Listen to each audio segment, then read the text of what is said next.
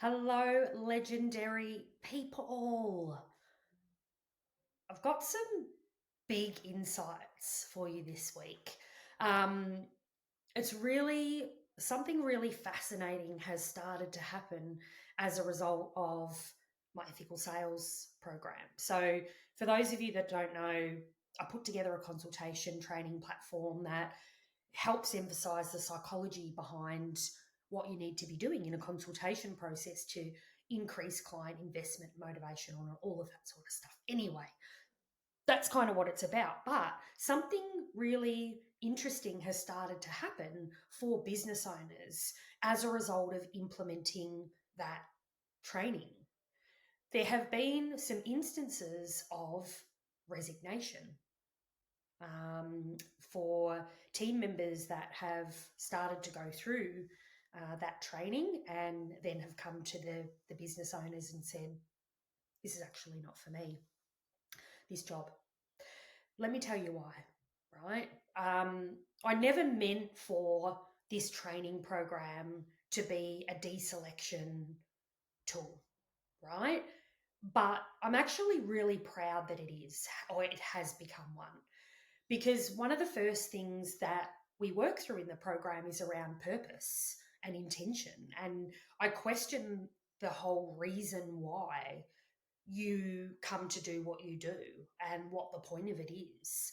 And it was that line of questioning that has led some of these team members, a lot of them are underperforming, right? Because that's half the reason why the business owners have actually purchased the program in the first place.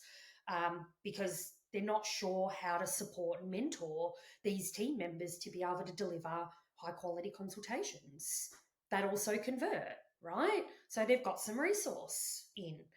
But in doing that, because I have been so focused in that program on it's not just about here's the scripts, there you go, they're the questions to ask. It's about in here. And I wanted to make sure that let's get all of this off the table first up. Like, let's understand why you're here in the first place. And it's through that exploration that people are, wait a minute, why am I here? And actually, I don't want to be here. This has questioned my whole existence, you know? So I think that it's kind of been the straw that's broke the camel's back in in a lot of instances, in terms of you take someone that's underperforming, they're underperforming for a reason.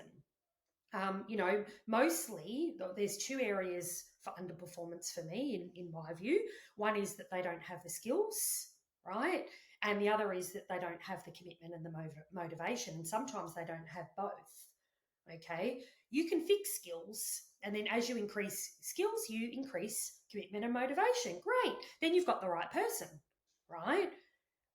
You don't have the right person if you do everything to fix the skills, and then the motivation and the commitment area doesn't increase.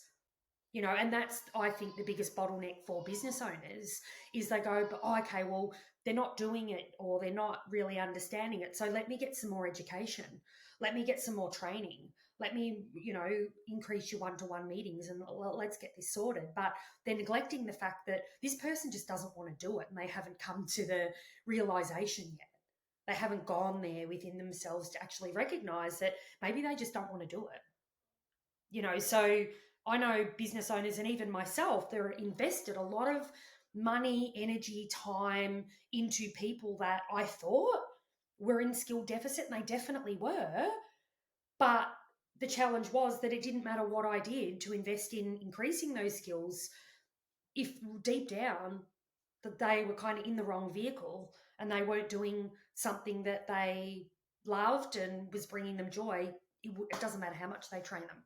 So inadvertently, this program has become a deselection tool because I go there with people. It's the first topic, unpacking your why, right? People are like, why am I here?